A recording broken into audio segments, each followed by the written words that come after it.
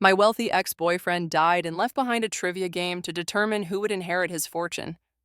The attorney's office was filled with Daniel's relatives and former girlfriends, and I sat in the back corner, hoping to remain invisible. His mother kept glaring at me with such intensity that I could feel the heat of her anger from across the room. She had always blamed me for our breakup, and now she blamed me for something far worse than I could have imagined. The estate attorney, Mr. Harrison, cleared his throat and announced that Mr. Daniel Carter had left very specific instructions. His $680,000 estate would be distributed based on everyone's performance in a specially designed trivia game. Daniel's brother, Marcus, let out a bitter laugh and said this was absolutely insane, then pointed directly at me, saying I shouldn't even be allowed in the room after what I had done. The attorney calmly responded that Miss Emma Matthews was specifically invited and had every right to be there, then began setting up the game board on the conference room's large screen. Categories appeared one by one on the display, each more personal than the last. They included Daniel's daily habits, his medical history, his final months, personal secrets he kept, and finally, simply labeled as that night. My stomach churned as I realized what this game would reveal. The first question appeared for 100 points, asking about Daniel's specific morning routine beverage. His sister Rebecca buzzed in immediately, confidently answering protein shake, but the attorney shook his head. Against my better judgment, I pressed my buzzer and quietly said green tea with honey, adding that he couldn't have caffeine after his diagnosis. The room fell silent, and his mother's sharp voice cut through the air, demanding to know what diagnosis I was talking about. The attorney continued without acknowledging her question, moving through more questions that I found myself knowing the answers to, with uncomfortable accuracy. His Thursday therapy appointments with Dr. Mitchell, the meditation app called Calm Mind that he used every evening at 9:30, the real reason he sold his beloved motorcycle that had nothing to do with money and everything to do with his hands shaking too much to ride safely. With each correct answer I gave, his family's anger seemed to intensify. Marcus muttered that I must have stalked Daniel to know all these intimate details about his life. We progressed through the categories methodically, and the medical history section revealed his anxiety medication that none of his family members had known about. The final months category showed just how isolated he had become, canceling plans and withdrawing from everyone except for his therapist. The personal secrets category exposed things about Daniel that his family had never suspected, including the fact that he had been seeing a therapist for 3 years, not the 6 months they assumed. When we hit the daily double in the medical history category, my hands were trembling as I reached for the buzzer. The question asked about the specific medication Daniel was taking for his anxiety. I answered sertraline, 100 milligrams daily, and his mother exploded out of her chair. She screamed that if I knew about his medication, then I must have known what would happen if he mixed it with anything else. She accused me of knowing exactly what I was doing and letting it happen anyway. The attorney firmly asked everyone to hold their comments until the end of the game, but the atmosphere in the room had become electric with accusation and suspicion. The game continued relentlessly, but with each question I answered correctly, I felt like I was digging my own grave deeper. His family members whispered among themselves, and I could hear fragments of their conversation about calling the police, about justice, about how someone like me couldn't get away with this. When we finally reached the category labeled that night for 500 points, the entire room went completely silent, as if everyone was holding their breath. The question appeared on screen asking what beverage Daniel had consumed at Emma's apartment on his last night. My voice cracked as I buzzed in and answered chamomile tea with honey. Rebecca screamed that I had given him tea, knowing he had to drive home, knowing that it would make him drowsy when combined with his medication. The attorney raised his hand for silence and announced that we weren't finished yet, revealing the final Jeopardy category simply titled, The Truth. Everyone grabbed their electronic tablets to input their wagers, and I could feel 20 pairs of eyes boring into me with hatred and suspicion. His mother was already on her phone with someone, probably her attorney or maybe even the police. The attorney instructed us to make our wagers, and I bet everything, because what did it matter at this point? They had already decided I was guilty of something terrible.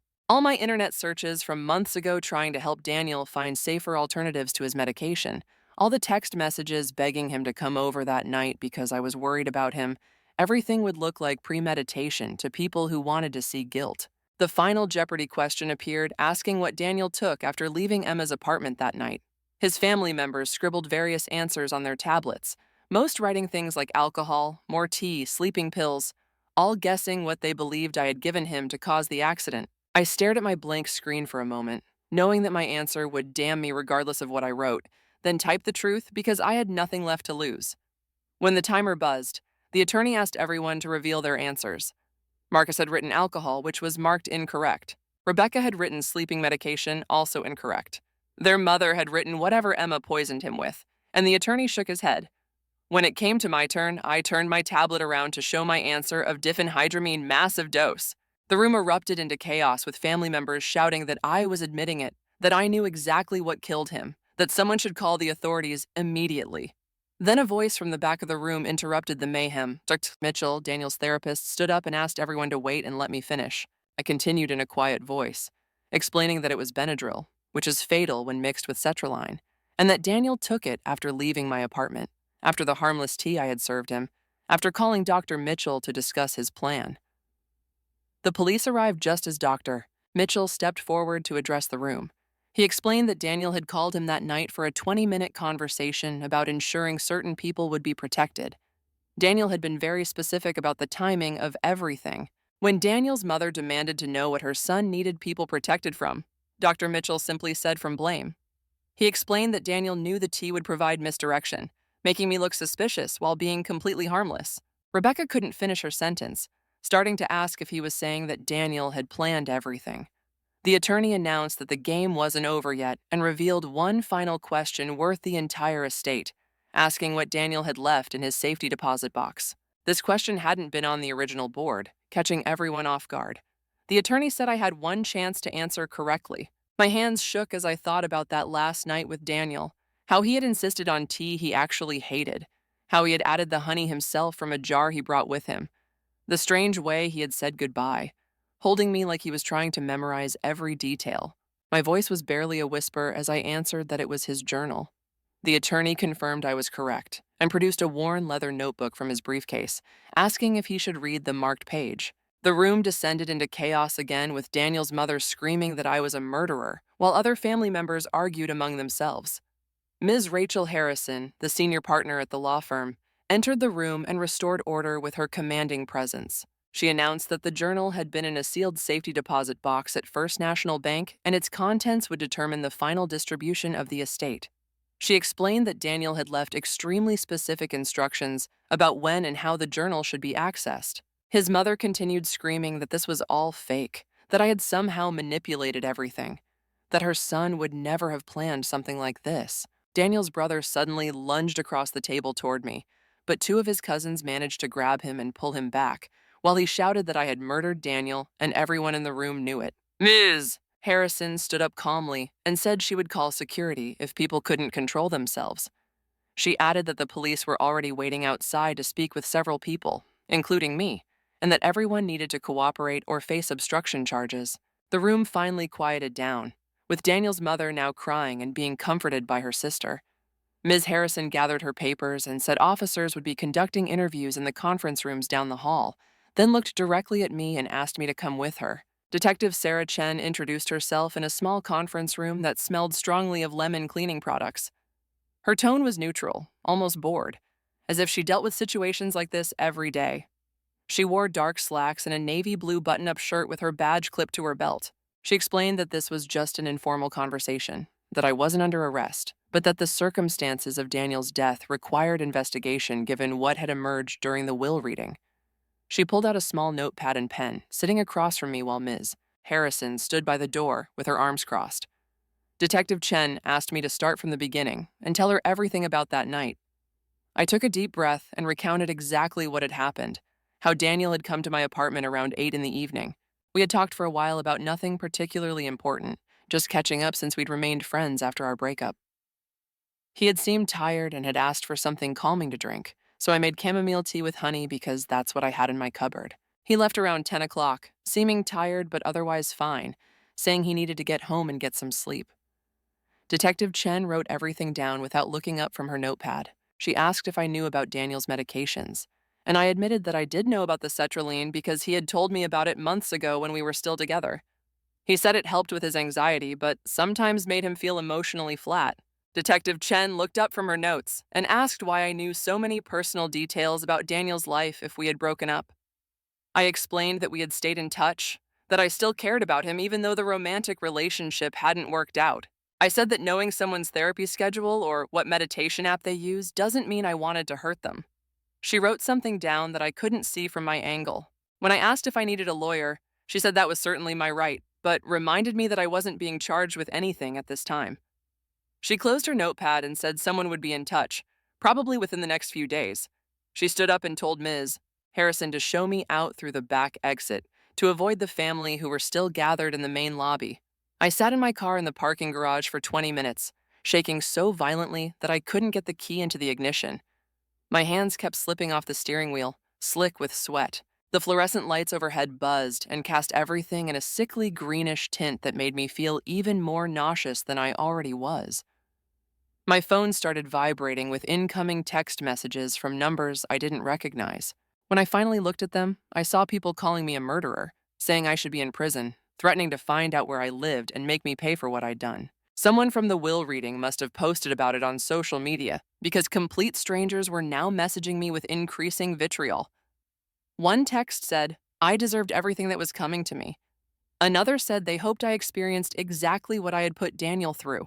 I turned off my phone completely and tried to focus on breathing, but my chest felt like it was being compressed in a vice. I needed to get out of this garage, away from this building, somewhere that felt safe. I turned my phone back on just long enough to call Melissa from work, the only person I could trust in this moment. She answered on the second ring, and I started crying before I could even say hello. She immediately asked where I was, and I managed to tell her about the will reading, the police, and the threatening messages. She told me to come to her apartment right away, giving me her address on Maple Street in the suburbs. She said she would order food and that I could stay as long as I needed to. She didn't ask if I had done what they were accusing me of. She didn't hesitate or sound worried about getting involved. I finally managed to get the key in the ignition and drove to her apartment, checking my mirrors obsessively the entire way to make sure nobody was following me. At Melissa's apartment, I finally broke down completely and cried for the first time since Daniel had died. She sat next to me on her comfortable worn couch and didn't try to fix anything or tell me it would be okay. She just let me cry and handed me tissues when I needed them. I told her everything about the trivia game, how I had known all the answers, how his family was blaming me for his death.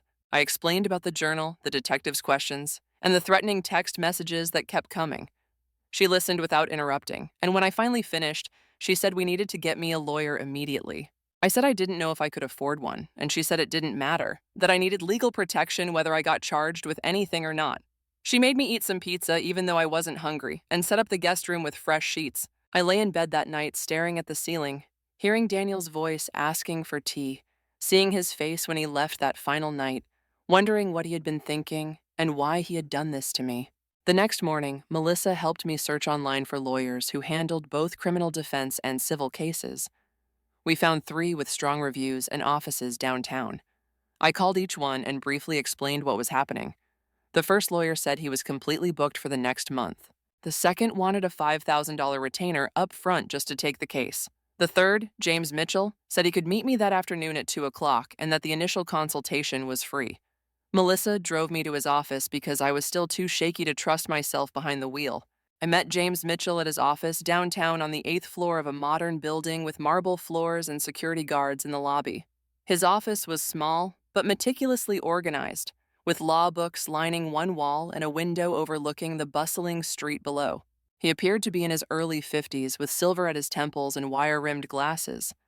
Something about his calm, steady demeanor made me feel less like I was about to fall apart completely. He shook my hand warmly and told me to sit down and take my time telling him everything. I went through the entire story again from the beginning, explaining my relationship with Daniel, why we had broken up 6 months ago, and everything that had happened on that last night and at the will reading.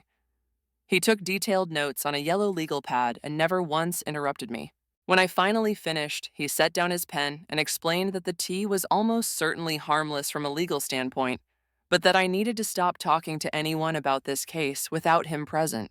He said that included the police, the family, any reporters who might call. Absolutely nobody gets information from me anymore without his approval.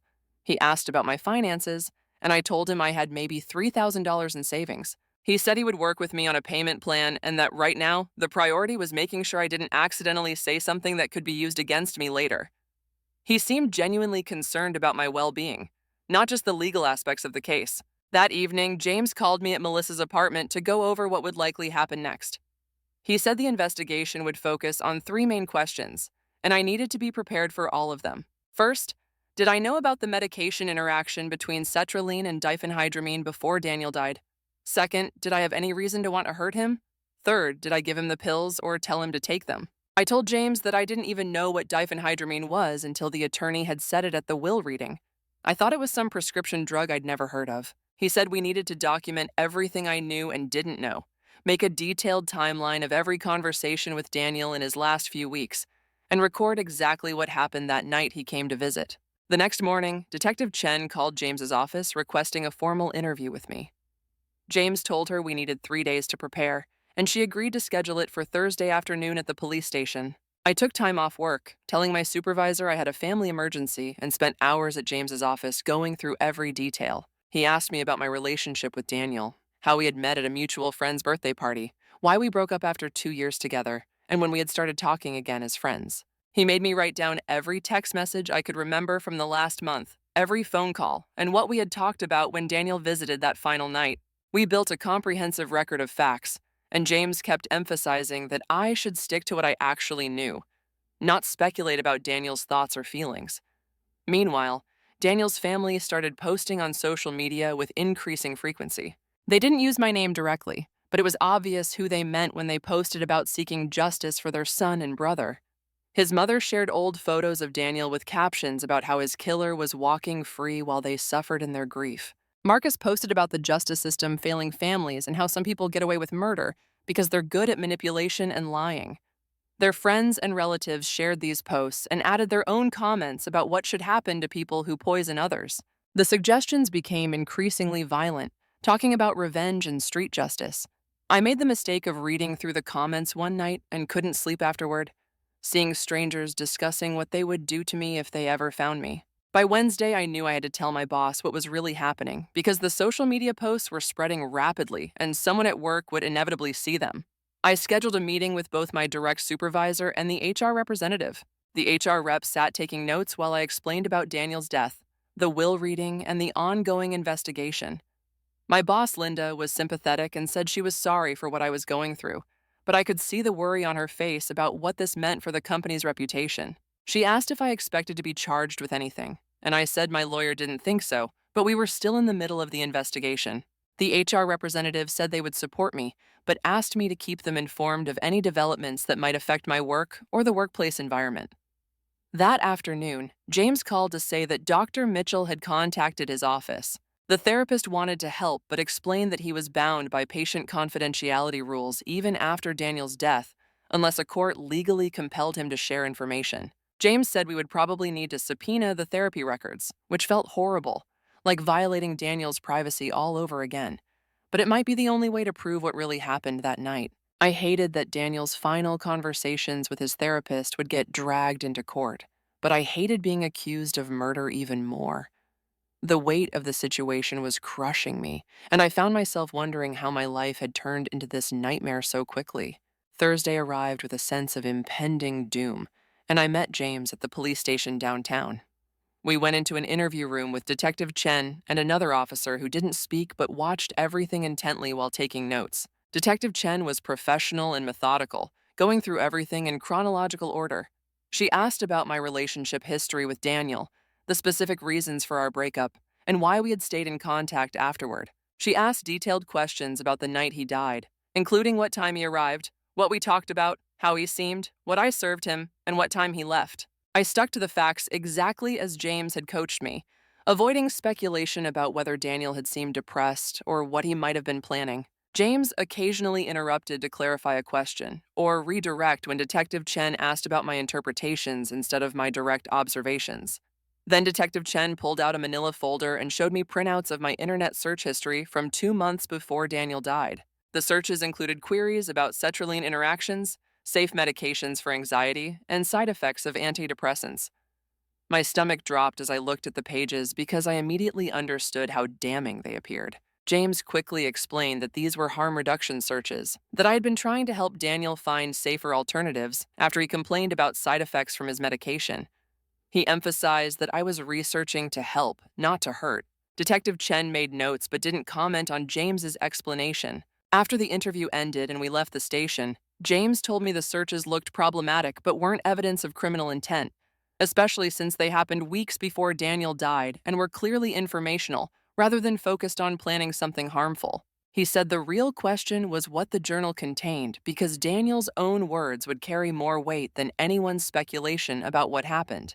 The next week, Ms. Harrison filed a motion with the probate court to access the journal under court seal for evidentiary review. Her argument was that the contents were necessary to properly execute the will and might contain information relevant to the police investigation. The probate judge scheduled a hearing for the following week to consider the motion. I went back to work and tried to act normal, but I could feel people watching me differently than before. Some coworkers I'd been friendly with suddenly found urgent reasons to be elsewhere when I entered a room. Others stared when they thought I wasn't looking, then quickly averted their eyes when I glanced their way.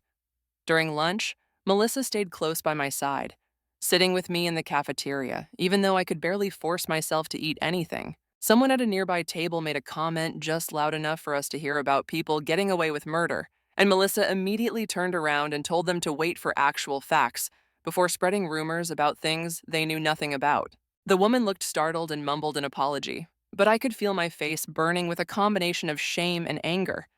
I returned to my desk and tried to focus on work, but my hands were still shaking from the confrontation at lunch. My phone rang 15 minutes later, and I answered without checking the caller ID, a mistake I immediately regretted. The screaming started instantly, so loud that I had to hold the phone away from my ear. It was Daniel's mother, her voice filled with rage as she called me a murderer. She said I had killed her son, and she would make sure I paid for it, that she knew people who could make my life hell, and she wouldn't stop until I was in prison where I belonged. I hung up without saying anything and sat there staring at the phone for a full minute, my heart racing. It rang again immediately, the same number appearing on the screen. I didn't answer. It rang 4 more times before finally stopping. I walked straight to HR and reported the call, my legs feeling unsteady. The representative took detailed notes and asked if I wanted to file a formal complaint. I said yes, and she told me they would change my desk phone extension immediately, and that I needed to document any further contact from Daniel's family. She was professional and sympathetic, but I could tell she was increasingly worried about the situation affecting the company and other employees. I returned to my desk with a new extension number and tried to work, but I couldn't stop shaking for over an hour. Every time the phone rang, I jumped, my body tensing in anticipation of more screaming accusations. Melissa came by twice to check on me, and the second time, she brought me coffee and sat with me until I calmed down enough to actually type something coherent on my computer. 3 days later, James called with the first genuinely good news since this nightmare had started. The pharmacy records had come back, and they showed that Daniel had bought the diphenhydramine himself, using his own credit card at a drugstore just 3 blocks from his apartment. The purchase happened 3 days before he died, clearly establishing that he had obtained the medication on his own. James said this was huge because it proved Daniel got the medication independently, that I didn't give it to him, sit debit him, or even know he had it. The record showed he had bought a large bottle, far more than someone would need for typical allergies or occasional sleep problems. James said we needed to get this information to Detective Chen immediately because it fundamentally changed the nature of the investigation. For the first time in weeks, I felt like I could breathe properly. Finally, there was concrete proof that I hadn't done what everyone was accusing me of doing. James warned me not to get too excited yet because the family would probably claim I had told Daniel to buy it or somehow manipulated him into getting it. But at least now there was clear evidence showing his own actions separate from anything I had done. The probate hearing happened the following week, and I sat in the back of the courtroom with James while lawyers argued about the journal. Miss Harrison explained that the journal was in a sealed safety deposit box and contained information relevant to both the estate distribution and the investigation into Daniel's death. The judge was an older woman with gray hair pulled back in a severe bun who looked tired and annoyed by the entire proceeding. Daniel's family attorney, a tall man in an expensive suit, stood up and argued that the entire will should be invalidated because Daniel was clearly mentally unstable when he wrote it. He claimed that the trivia game proved Daniel wasn't thinking rationally and couldn't have been competent to make decisions about his estate. Ms. Harrison responded calmly that mental capacity for will execution was a separate legal question from accessing the journal, and that the court needed to review the journal first before making any determinations about the will's validity. The judge listened to both sides present their arguments, occasionally asking clarifying questions. After what felt like hours, but was probably only 30 minutes, she announced that she would review the journal privately in her chambers before deciding what portions were relevant to the estate and what might need to be shared with law enforcement. Daniel's family attorney tried to argue further, but the judge cut him off sharply and said her decision was final. The hearing ended, and I left through a side door to avoid Daniel's family, who were gathered in the hallway looking angry and talking in hushed tones. 2 days after the hearing, Ms. Harrison called me while I was at work.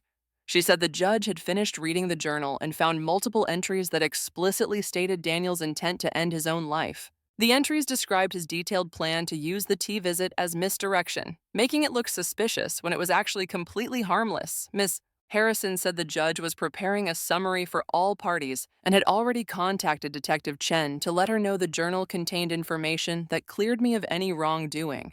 I asked if I could read the actual journal, and Ms. Harrison said that would be up to the judge, but that the summary would include all the relevant portions. She warned me that the family was going to fight this hard, that they would likely claim Daniel wrote the entries under duress or that they were somehow faked. I thanked her and hung up, feeling a strange mix of relief and something else I couldn't quite identify. Part of me desperately wanted to read what Daniel had written, to understand his thought process, but another part of me was terrified to see his actual words planning the whole thing. Detective Chen called James the next day requesting another meeting. Her tone was completely different this time, more conversational and less formally investigative. We met at the police station again, and she started by saying the investigation was still technically ongoing, but that the journal entries had significantly changed the picture. She asked if Daniel had ever talked to me about suicide, and I told her the truth, as painful as it was to admit. He had struggled with depression during our relationship, and we had talked about it sometimes when we were together, but he had never told me he was actively planning to end his life. If he had, I would have tried to stop him or get him help immediately. Detective Chen took notes and asked about his therapy with Dr. Mitchell. I said I knew he went to therapy regularly, but that he didn't share details about what they discussed because that was private between him and his therapist. She asked if I had noticed any changes in his behavior in the weeks before he died, and I said he had seemed more tired and stressed than usual, but not dramatically different from his baseline. The meeting lasted about 30 minutes, and when it ended, Detective Chen said she would be in touch as the investigation continued. James said afterward that this was very good, that her tone and the brevity of the meeting suggested they were moving away from treating me as a suspect. A week later, the judge released the summary of journal entries to all parties involved.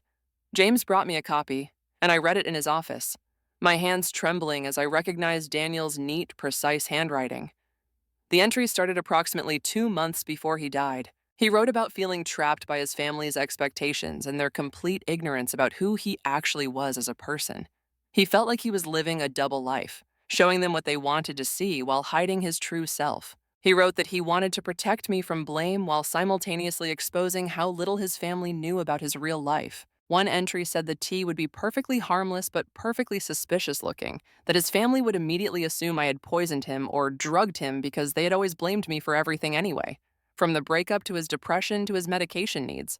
Another entry described his plan to call Dr. Mitchell after leaving my apartment to create a clear timeline showing he was alive and functional after our visit. He wrote that the truth would eventually come out through the journal and the evidence trail he was creating, but that there would be a period where I would be under suspicion.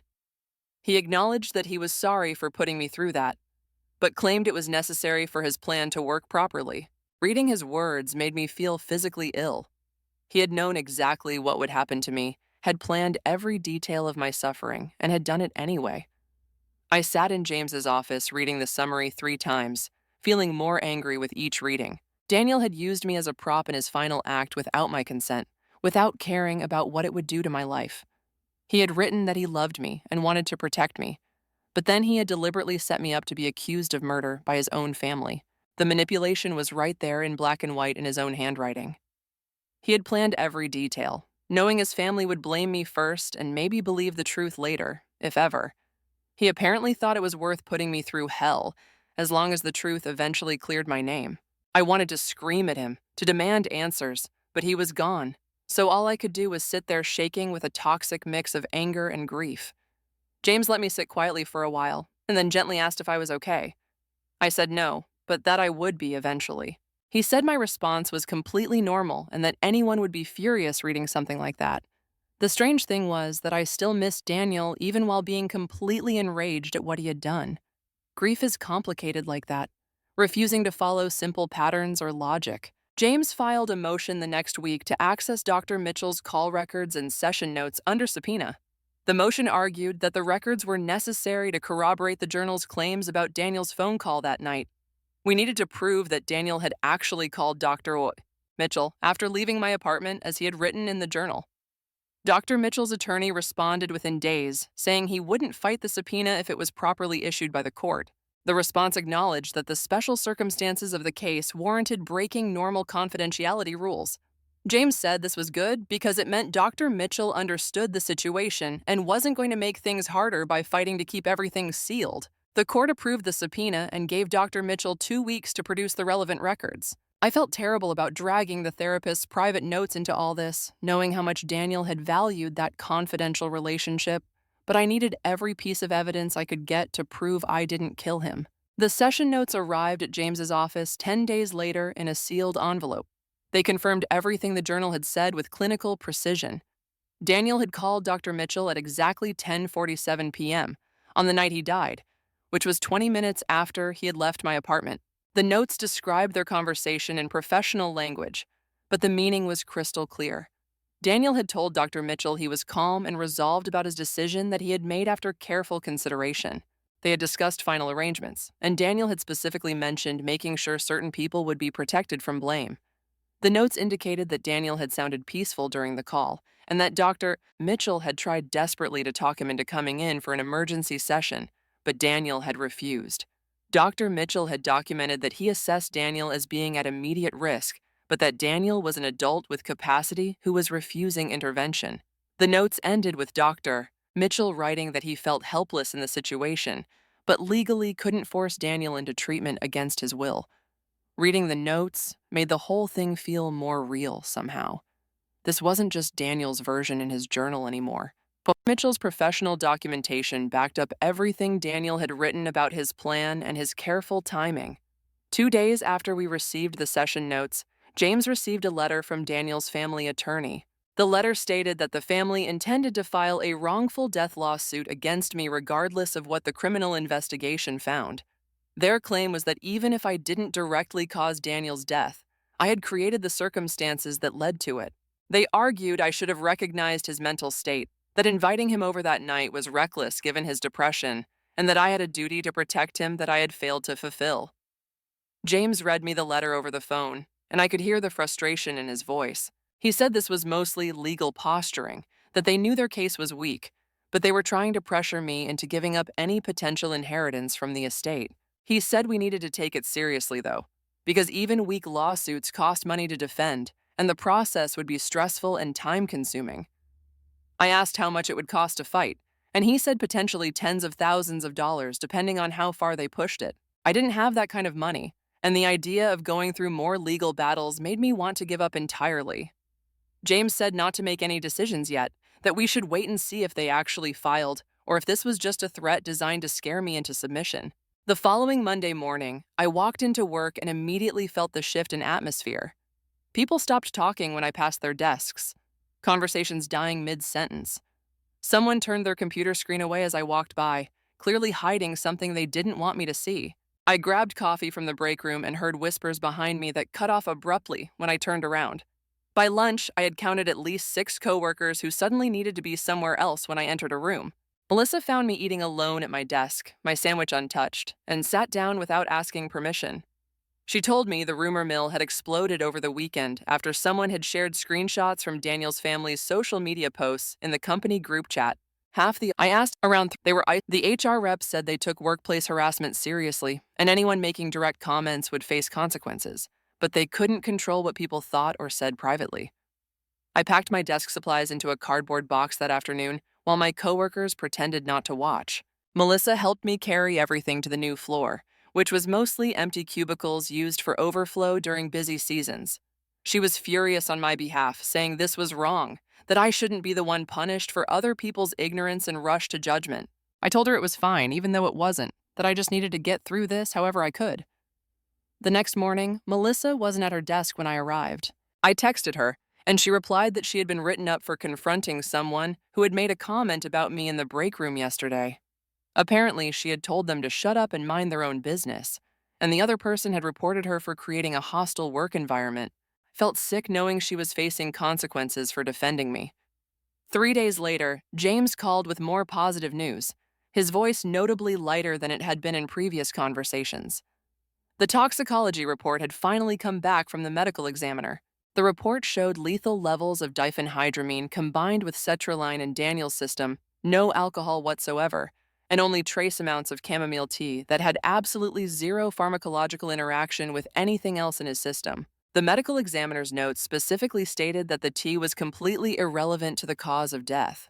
James had already shared the report with Detective Chen, who acknowledged this essentially confirmed what the journal had described. The tea I had served Daniel was completely harmless.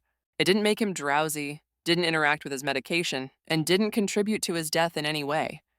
Daniel had taken the Benadryl himself after leaving my apartment, probably while sitting in his car based on the timeline. The toxicology report proved beyond any doubt that nothing I had given him had caused or contributed to what happened.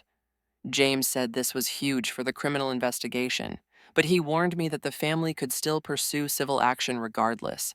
I asked what that meant exactly, and he said we needed to meet in person to discuss the implications.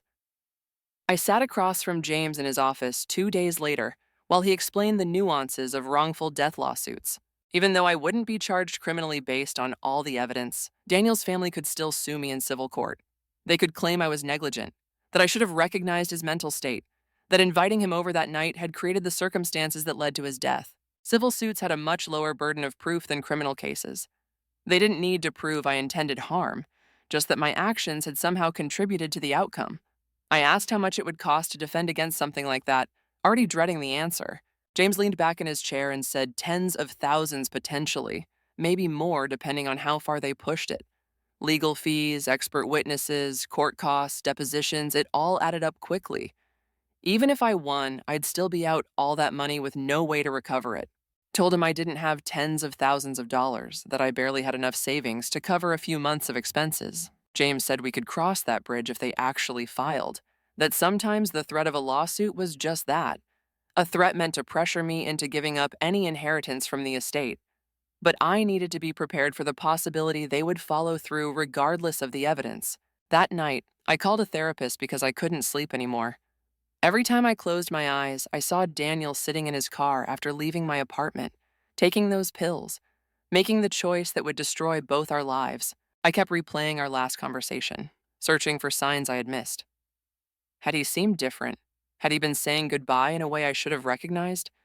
Why hadn't I noticed something was wrong? The panic attacks had started at work. Sudden moments where I couldn't breathe, and my heart raced, and I was sure everyone could see I was falling apart. The therapist, Dr. Lauren Rodriguez, had an opening that week, and I took it even though I couldn't really afford the session fees. Her office was small and quiet, decorated with soft colors and plants, and she didn't look at me like I was a murderer when I explained why I was there. She asked what I needed help with, and I said everything. I couldn't stop thinking about that night. I felt responsible even though everyone said I wasn't. I was angry at Daniel for doing this to me, for using me as part of his plan without my consent. She listened without interrupting, then said something that shifted how I had been thinking about everything. She said Daniel had made a choice. His choice to end his life was his own, but his choice to involve me without my consent, to use me as part of his plan, to set me up to be blamed by his family, that was harm he had chosen to inflict on me.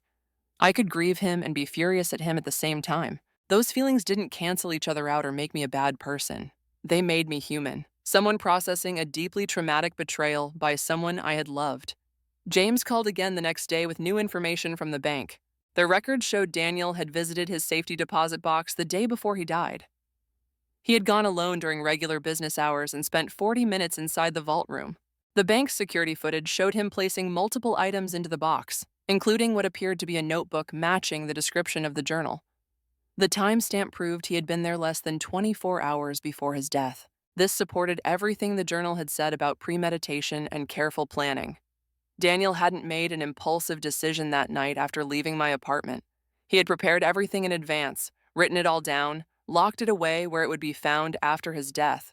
The evidence kept building a picture of someone who had planned every detail of his death, including how to protect me from blame eventually while ensuring I suffered first. Ms. Harrison sent formal notice to all parties that the probate judge had scheduled a hearing to determine if the trivia game mechanism for distributing the estate was legally valid. The hearing would address how the estate should be distributed given everything that had come to light. Daniel's family was fighting to have the game invalidated completely. Their attorney argued that Daniel had been mentally unstable when he created the will, and that the game itself proved his unsound mind.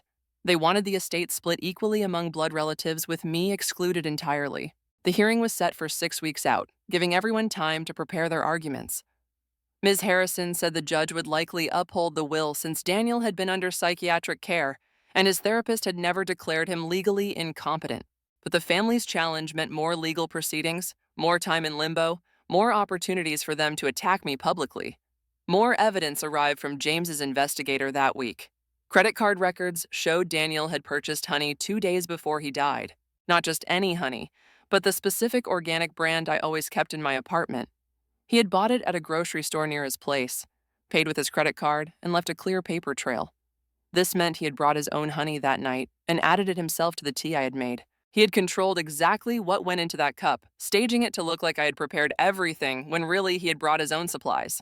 The level of detail in his planning made me feel physically sick. I thought about him in my kitchen, carefully adding honey he had purchased specifically for this purpose, making sure the tea would be exactly what he wanted it to be for his plan. Nothing had been random or spontaneous. Every element had been planned and controlled to achieve his desired outcome. A rideshare driver contacted the police about dashcam footage from the night Daniel died. The driver had been parked on my street waiting for a pickup, and his camera had captured Daniel's car in the background. The timestamp showed 10:32 p.m., approximately 15 minutes after Daniel had left my apartment. The video showed Daniel sitting in his car, not driving, just sitting there looking at something small in his hands. The video quality wasn't clear enough to identify exactly what he was holding, but the timing fit perfectly, with him preparing to take the pills. Detective Chen shared the footage with James, adding one more piece to the timeline. Daniel hadn't driven away, and then decided to take the Benadryl somewhere else. He had sat right outside my building, looked at whatever he was holding, probably the pills, and made his final choice right there within sight of my apartment windows. James's assistant called the next week saying Daniel's sister Rebecca had phoned the office asking to speak with me. After discussing it thoroughly with James, we agreed to a brief supervised call. She would call his office phone, and I would be on speaker with James present to make sure nothing was said that could be used against me later. The call happened that afternoon, and her voice sounded tired and uncertain, nothing like the angry woman from the will reading. She said she had been reading through all the evidence, including the toxicology report, the bank records, and the journal excerpts. She had questions about what their mother was being told because some of the information didn't match what the family attorney was saying. She asked if we could talk, really talk, about what had happened. I looked at James and he nodded slightly, indicating it was okay to proceed. I told her the truth as simply as I could. I had loved Daniel, despite our problems. The breakup had been hard, but necessary, but I had never wanted him dead. I was angry at him for what he had done, for using me as part of his plan, for putting me through this nightmare with his family. I explained about the tea being harmless, about him bringing his own honey, about the pills he had bought himself. She listened quietly, then said something that surprised me completely. She said their brother Marcus was feeding their mother information selectively, showing her only things that made me look guilty while hiding evidence that pointed to Daniel's careful planning. Marcus was convinced I had manipulated everything somehow, that the evidence was fabricated or misinterpreted. Rebecca didn't know what to believe anymore, but she wanted to hear my side directly from me. I asked her point blank if she thought I had killed her brother. She was quiet for a long moment, then said no. She didn't think I had, but she didn't know how to reconcile the brother she had known with someone who would plan something so elaborate and cruel. I told her I didn't know how to reconcile it either, that I was still trying to understand how the person I had loved could do this to me. We didn't talk much longer after that. She thanked me for speaking with her and said she needed time to process everything. The call ended, and I sat in James's office feeling strange, like maybe one person in Daniel's family might eventually believe I wasn't a monster. 2 days later, James called saying Detective Chen wanted to talk. He put her on speaker in his office, and her voice sounded almost friendly compared to our first conversations. She explained that the prosecutor's office had reviewed everything from the journal entries to the pharmacy records to the dashcam footage. The evidence clearly showed Daniel had bought the pills himself, taken them himself, and planned the whole thing in advance. Criminal charges looked extremely unlikely because there was no evidence I had provided the fatal medication or knew he would take it. The case would probably be closed as a suicide within a few weeks once the final administrative reviews were finished. I thanked her, and she paused before saying she was glad the investigation had reached the right conclusion, that she knew these past weeks had been incredibly hard on me. After we hung up, I sat staring at James's diploma on his wall for a long time. No criminal charges meant I wasn't going to be arrested or prosecuted, but it didn't erase the accusations or the suspicion or the way Daniel's family looked at me. It didn't give me back the weeks of sleep I had lost or repair my reputation with everyone who had already decided I was guilty. The next afternoon, James received a call from an attorney representing Dr. Mitchell. The state licensing board had opened a professional ethics inquiry about whether Dr. Mitchell should have broken confidentiality to warn someone about Daniel's plans. The attorney asked if I would provide a statement saying I didn't believe Dr. Mitchell had information that would have required him to break confidentiality and warn anyone. James explained that this could help Dr. Mitchell keep his license, but that I wasn't required to get involved. I thought about it for maybe 10 seconds before saying yes. Dr. Mitchell had stood up at the will reading and tried to explain what had really happened when everyone else wanted to blame me. He had been in an impossible situation with Daniel, trying to keep him stable through therapy while Daniel secretly planned his death. Dr. Mitchell couldn't have stopped him without completely destroying the therapeutic relationship and possibly pushing Daniel to act sooner. I told James to draft the statement and I would sign it. The ethics review process would take months, but at least my statement might help show that Dr. Mitchell had done what he could within the boundaries of his professional obligations. James sent over the draft statement that evening, and I read through the careful legal language explaining that Dr. Mitchell's conversation with Daniel hadn't contained specific threats or plans that would trigger a mandatory duty to warn under state law. I signed it and sent it back, hoping it would make some difference in a situation where everyone involved had been hurt by Daniel's choices. The workplace situation deteriorated further before it showed any signs of improvement. Someone forwarded the family's social media posts to our company's main email list, complete with photos of Daniel and accusations about his killer walking free among them. I found out when Linda called me into her office again with the HR representative already sitting there looking deeply uncomfortable. They showed me the email chain, which had dozens of replies ranging from supportive to hostile. HR had to send a company-wide message about respecting privacy and not engaging in harassment, which only made things worse by drawing even more attention to the situation. Linda suggested I take temporary leave, framing it as giving everyone time to cool down and process. But I could read between the lines clearly. Staying was becoming impossible with coworkers either avoiding me completely or making comments just loud enough for me to overhear. I went back to my isolated desk and stared at my computer screen for 20 minutes before calling James to ask about my options. He said I could probably push back legally and force them to let me stay, but that fighting to work in a hostile environment might not be worth the stress and emotional toll. I talked to Melissa during lunch, and she was furious about the whole situation, ready to file complaints against everyone involved in the harassment. But I was just exhausted. Tired of fighting, tired of explaining, tired of feeling like I had to prove my innocence every single day. That afternoon, I went back to Linda and HR and negotiated a 2-month leave of absence at partial pay. It would let me focus on the legal situations without the daily stress of hostile coworkers watching my every move. They agreed quickly, probably relieved to have me out of the office while things settled down. Melissa promised to keep me updated on anything important and to combat rumors when she could, though we both knew she couldn't control what people said when neither of us was around. I cleaned out my desk that Friday, taking home the few personal items I had accumulated while trying to ignore the stares from the cubicles around me. The following Monday, James received a letter from Daniel's family attorney that would change the trajectory of everything. I drove to his office to read it together, and he handed me the pages with a neutral expression that revealed nothing about the contents. The letter proposed settlement terms for the potential civil suit. They would drop the wrongful death claim entirely if I agreed to forfeit any inheritance from the estate, and signed a statement saying I should have recognized Daniel's mental state and done more to prevent his death. James watched me read it twice before speaking. He said this was actually progress because it meant they knew their case was weak. They were trying to get something through settlement rather than risk losing in court and getting nothing at all. I asked what would happen if I refused their terms, and he explained they would probably file the lawsuit anyway, which would mean months of depositions, mounting legal fees, and more public accusations. The statement they wanted me to sign was carefully worded to avoid admitting legal liability while still giving them something they could point to as an acknowledgement of moral responsibility. I told James I needed time to think about it, and he said we had 2 weeks to respond before they would likely file the lawsuit. I spent those 2 weeks agonizing over the decision, angry that they wanted me to sign anything suggesting I was responsible, but also exhausted by the idea of fighting them in court for months or possibly years. Melissa said I should tell them to go to hell, that signing anything was letting them win after everything they had put me through. My therapist said only I could decide what would let me move forward with the least additional damage to my mental health.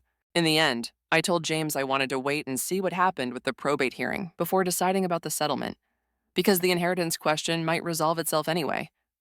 The probate hearing took place 3 weeks later in a smaller courtroom than I had expected. Daniel's mother sat in the front row with Marcus, both of them staring straight ahead and refusing to look in my direction. Rebecca sat a few rows back, and when our eyes met briefly, she gave a tiny nod that might have been acknowledgement or just a nervous gesture. The judge reviewed the will's language, the trivia game mechanism, and the journal entries that explained Daniel's intentions.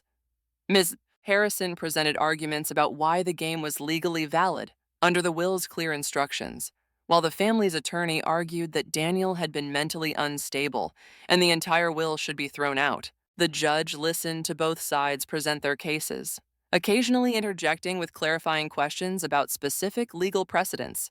After deliberation, she announced her ruling. The trivia game mechanism was unusual but legally valid because the will's language was clear, and Daniel had been deemed competent when he created it months before his death. However, the judge noted that the will included provisions for charitable donations and that the final distribution would need to account for Daniel's stated intentions in the journal about protecting certain people and exposing others. I wasn't entirely sure what that meant, but James seemed satisfied with the ruling. Then the judge said there was one more matter to address. The journal had contained a sealed letter addressed specifically to the court, and the judge had decided to read it aloud as part of the official hearing record. The courtroom went completely silent as the judge opened the envelope and pulled out 2 handwritten pages. She read Daniel's words in a flat professional tone that somehow made them hit even harder. Daniel wrote that he had planned his death carefully and took full responsibility for it. He had designed the trivia game to force his family to confront how little they knew about his actual life while protecting me through the eventual revelation of the truth. He explained in detail that he knew the tea would look suspicious but was completely harmless, that he had bought the pills himself and taken them alone in his car, and that he had called Dr. Mitchell specifically to create a timeline showing he was alive and functional after leaving my apartment.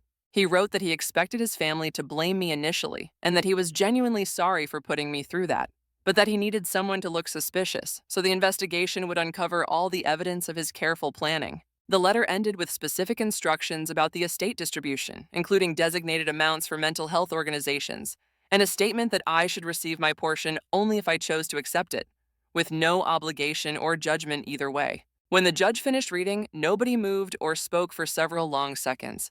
I felt sick hearing Daniel's voice through those words, understanding fully for the first time how calculatedly he had used me as a prop in his final performance. Daniel's mother made a choking sound and started crying, her whole body shaking with sobs that filled the quiet courtroom. Her attorney and Marcus tried to comfort her while she kept repeating that she didn't know. She didn't know any of it. Despite everything she had said about me and done to me over the past weeks, I felt genuine sympathy for her grief in that moment. She had lost her son and then discovered she hadn't really known him at all. That double loss was visible in every sob. The judge called a recess, and everyone filed out into the hallway except Daniel's mother, who stayed in her seat crying while her attorney spoke quietly with her. James and I waited in a small conference room down the hall, not talking, just sitting with the weight of what we had heard. When we returned to the courtroom 30 minutes later, the family's attorney approached James and said they needed time to discuss their position on both the will contest and the civil suit. The judge agreed to adjourn for 2 weeks to let everyone process the letter and consider their next steps. I left the courthouse through a side exit, avoiding the main doors where I had seen news cameras setting up. The story had apparently become interesting enough to attract media attention now that the dramatic will reading and journal revelations had become public record. A week later, James called saying he had received official notice from Daniel's family attorney. They were dropping the wrongful death suit entirely, but demanding I receive no inheritance from the estate. Their attorney framed it as a moral position rather than a legal one, writing that it would be wrong for me to profit from Daniel's death, even if I hadn't caused it, and even if the will designated money for me. James read me the exact wording over the phone, and I could hear the careful legal language trying to claim moral high ground while backing away from claims they knew they couldn't prove.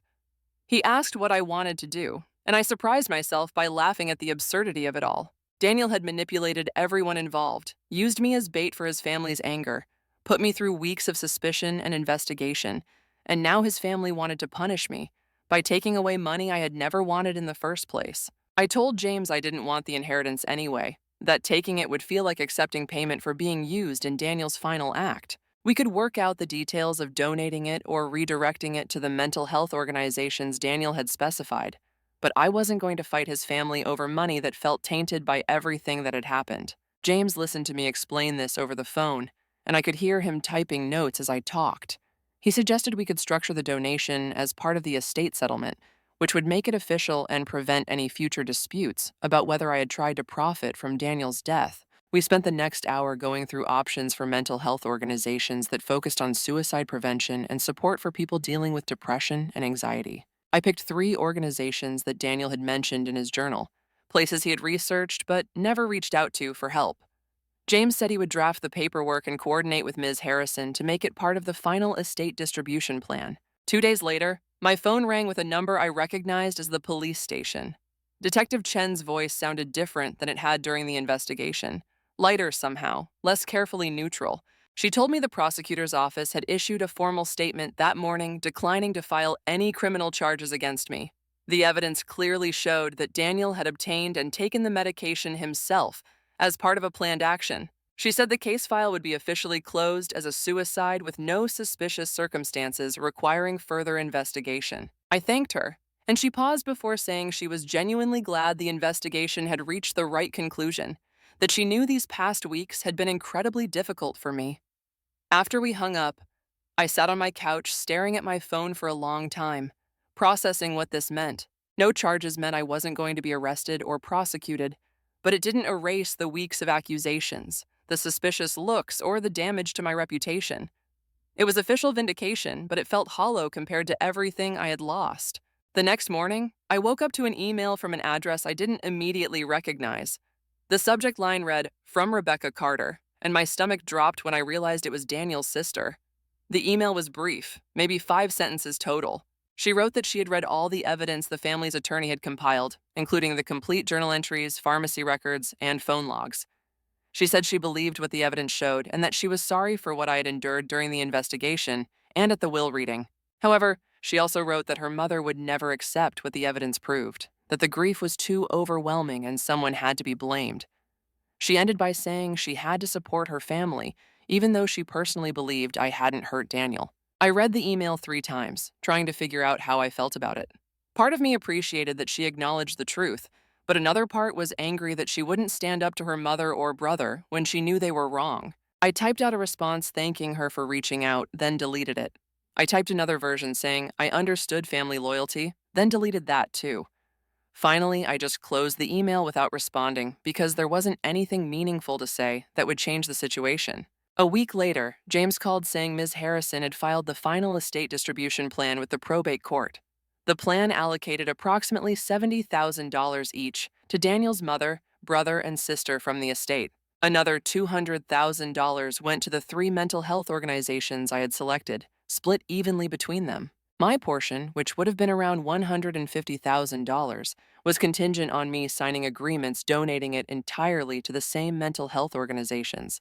Miss Harrison, Linda had been understanding about the leave, but I could tell she was relieved to have me back and functioning.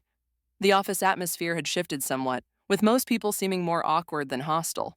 The probate Harrison, her attorney Marcus, Rebecca, final Harrison would oversee everything as executor, ensuring all payments and donations went through properly. The hearing ended, and I left through a side door to avoid any possibility of encountering Marcus in the hallway. 3 weeks after the probate hearing, James forwarded me a letter from Dr. Roy, Mitchell's attorney. The state licensing board had concluded their ethics inquiry into his handling of Daniel's case. They issued a formal caution about documentation requirements and consultation procedures in high-risk cases, but decided not to suspend or restrict his license. The letter included a brief personal note that Dr. Mitchell had asked his attorney to pass along. He thanked me for the statement I had provided to the ethics board and expressed his deep regret about the entire situation, both Daniel's death and the aftermath that had affected so many lives. I filed the letter away and tried not to think too much about how many people Daniel's final act had damaged in various ways. My leave of absence ended officially on a Monday morning in late spring. Walking back into the office felt surreal, like returning to a place I had left years ago instead of just 2 months. HR had apparently conducted some kind of sensitivity training while I was gone because there was a memo in my inbox about workplace harassment and the dangers of making assumptions about ongoing investigations. Most of my coworkers were awkward, but no longer actively hostile. They asked careful questions about how I was doing, then quickly changed the subject when I gave vague answers. Melissa met me at my desk with coffee and a genuine smile. She filled me in on everything I had missed, both work projects and office gossip. Later, she told me privately that she had been pushing back hard against rumors and speculation while I was gone, shutting down conversations when people started making unfounded accusations. She said several people had actually apologized to her for believing the worst without evidence, and that my reputation had mostly recovered once the prosecutor's statement became public. Our friendship felt stronger after everything, built on her unwavering loyalty when things were at their worst. The Mental Health Fund officially launched 6 weeks after the estate distribution was completed. The 3 organizations I had selected had coordinated to create a joint fund in Daniel's name, focused specifically on medication safety education and suicide prevention for people dealing with depression and anxiety. They sent me an invitation to the launch event and asked if I wanted to be involved in any public capacity, perhaps speak about Daniel or help with fundraising efforts. I declined the speaking opportunity because I didn't want to become the public face of this story or have to explain our relationship and his death to strangers over and over. However, I did agree to attend planning meetings and help shape the fund's focus areas. It felt like the only meaningful outcome from the whole nightmare, transforming Daniel's estate into something that might actually help people instead of just enriching his family or me. Summer arrived, and I realized I hadn't visited Daniel's grave since the funeral. I drove to the cemetery on a Saturday morning 3 months after the will reading. His grave was in a newer section with a simple, flat marker showing his name and dates. Someone, probably his mother, had left flowers that were starting to wilt in the summer heat. I stood there for a while trying to figure out what I wanted to say. All the profound statements I had imagined during the drive evaporated when faced with the reality of his grave. I was still angry at him for the manipulation, for using me as an unwitting participant in his final act, for not caring about what his death and his elaborate plan would do to my life. I was also deeply sad that he had been suffering so much and hadn't found another way forward. I was processing the trauma of being accused of murder by people who were themselves grieving the loss of someone we had all cared about in different ways. Nothing about the situation was simple or clean or fully resolved. I left a small bouquet of flowers next to the wilting ones and walked back to my car feeling marginally lighter, like I had acknowledged something important even if I couldn't articulate exactly what it was. Therapy continued to help me understand that I could grieve Daniel and be furious at him simultaneously. These contradictory feelings didn't cancel each other out or mean I was handling things incorrectly. My therapist, Dr. Rodriguez, walked me through setting healthy boundaries around what I would carry emotionally and what I refused to accept responsibility for. I couldn't control that Daniel had chosen to die. I couldn't control that he had manipulated the circumstances to cast suspicion on me. I couldn't control his family's grief or their need to blame someone for their loss. But I could control how much energy I spent trying to convince people of my innocence, how much I let their opinions affect my daily life, and whether I allowed Daniel's final act to define my entire future. 3 months passed before I heard from Rebecca again. She sent a text message asking if we could meet for coffee. No pressure, just to talk. I stared at the message for a full day before responding, unsure what she wanted or if this might be some kind of trap. James said it was entirely my choice, but advised meeting in a public place if I decided to go. We met at a downtown coffee shop on a Saturday morning. and the first few minutes were painfully awkward, both of us stirring our drinks without making eye contact. She finally broke the silence, saying she had been thinking constantly about everything that had emerged during the investigation and wanted to understand who Daniel really was, since the journal had revealed how little their family had actually known him. I told her about our relationship honestly, including both the good times and the fights, how he could be incredibly thoughtful one day and completely shut down the next. She shared stories from their childhood that provided context for some of his patterns, describing how their mother's suffocating expectations had crushed him, how their father's departure when Daniel was 12 had affected him in ways he never processed. We talked for 2 hours, and by the end, neither of us was crying, but we both looked emotionally drained. She said she couldn't be my friend because of her mother's continued hostility, but she wanted me to know she believed the evidence and didn't think I had hurt her brother. I thanked her for that acknowledgement, and we parted in the parking lot with an understanding that this was probably the only conversation we would ever have, but it mattered that we had it. The social media posts about me gradually disappeared as other scandals captured people's attention. Someone would still occasionally comment on old posts calling me a murderer, but the active harassment had largely stopped once the prosecutor's statement went public. I made all my social media accounts private and stopped obsessively searching my name every morning to see what new accusations had surfaced overnight. Rodriguez helped me understand that some people would always believe I was guilty regardless of evidence, and I couldn't control that or waste energy trying to change their minds. I focused instead on the people in my actual life who knew me and had stood by me throughout the ordeal. Melissa remained fiercely loyal, shutting down any workplace gossip she encountered and making it clear that spreading rumors about me would cost people her friendship. My daily routine slowly returned to something approaching normal, though I still had difficult days when the weight of everything felt crushing. Linda called me into her office 6 weeks after I returned from leave with an unexpected opportunity. She said they were launching a new project that needed someone detail-oriented who could handle complex data analysis.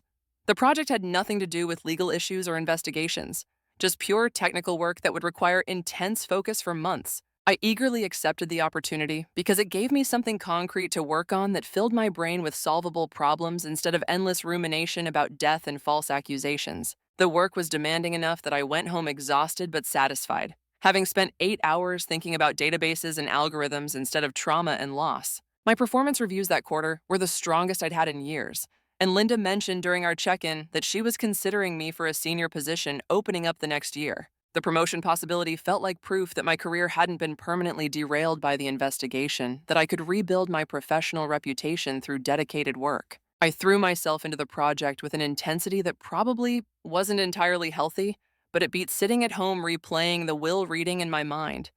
The Mental Health Fund held its first public event 9 months after the estate distribution was finalized.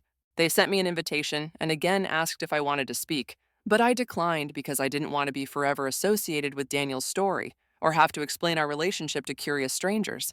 I did attend the event, sitting quietly in the back row of the community center while speakers discussed suicide prevention, medication safety, and support resources for people dealing with depression and anxiety.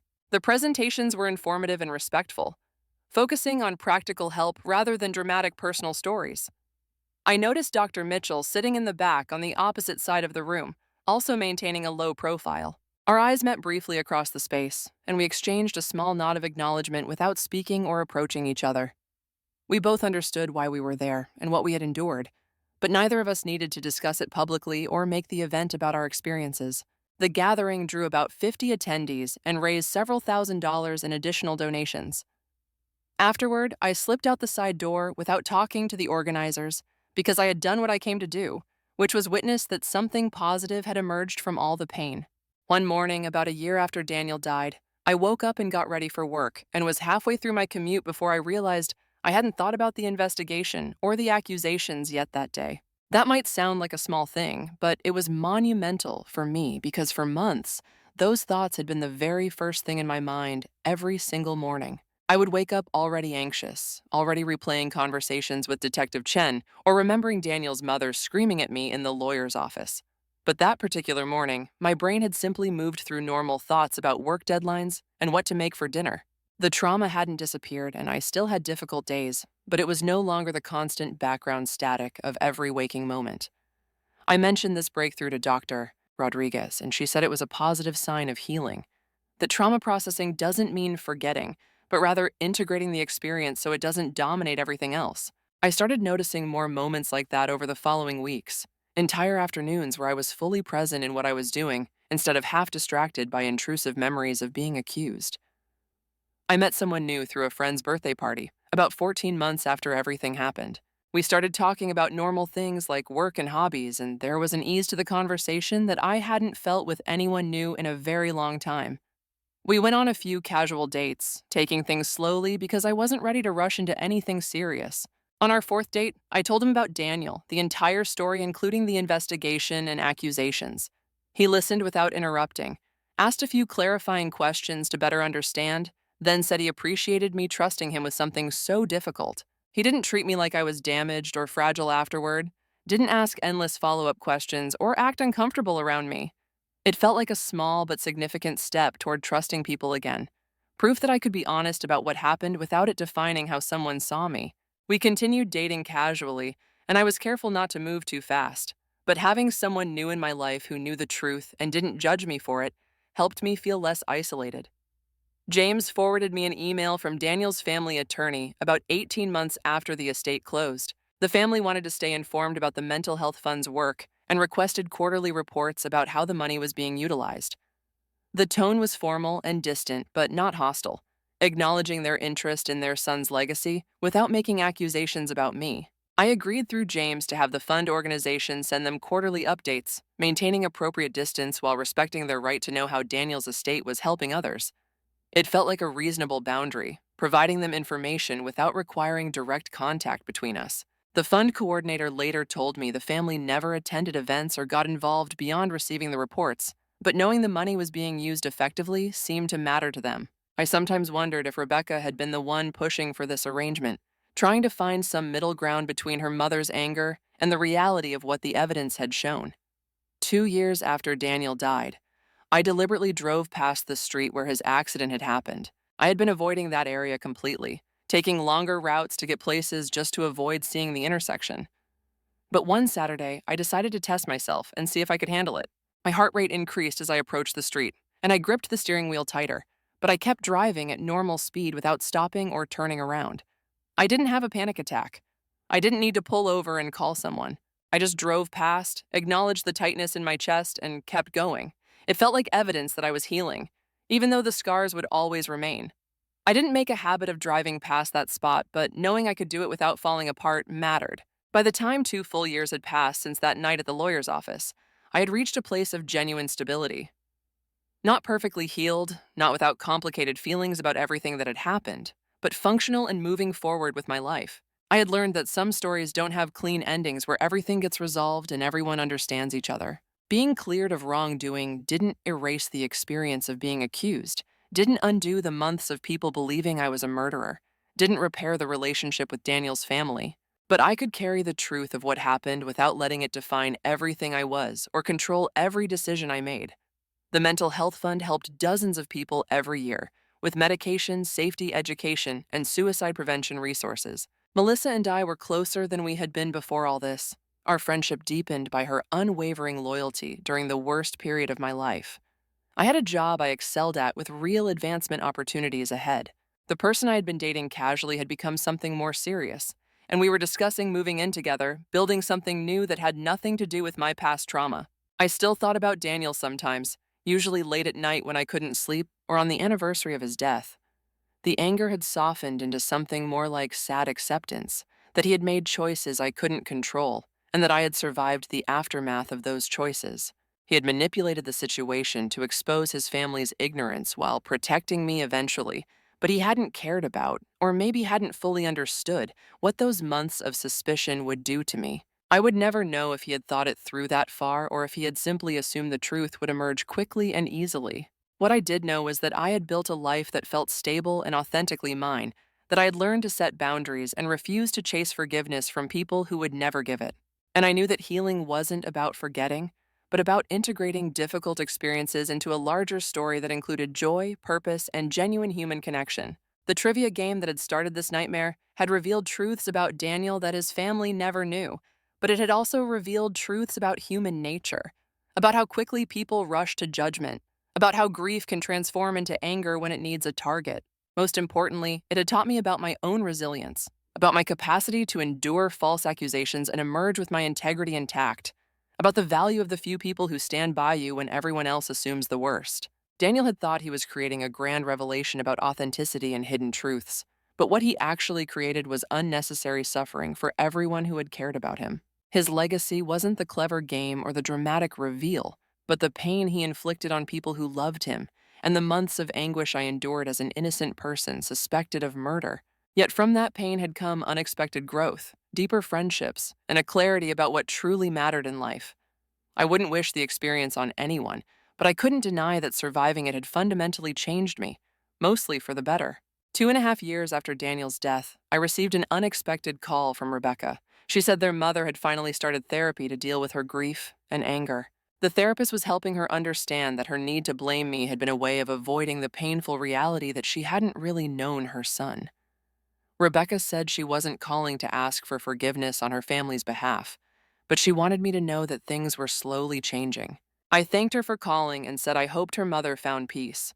We didn't talk long, but it felt like a kind of closure I hadn't expected to receive. The call reminded me that everyone in this story had been suffering in their own way, dealing with loss and confusion and the shattering of assumptions about someone they thought they knew.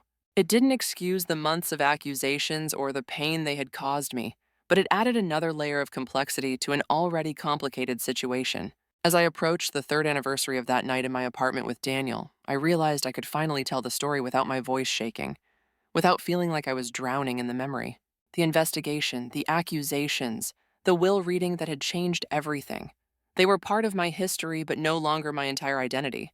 I had survived something that could have destroyed me, had been accused of something terrible and proven innocent, had lost someone I cared about in the most manipulative way possible. But I had also discovered the depth of true friendship, the importance of good legal counsel, the value of therapy, and my own capacity for resilience.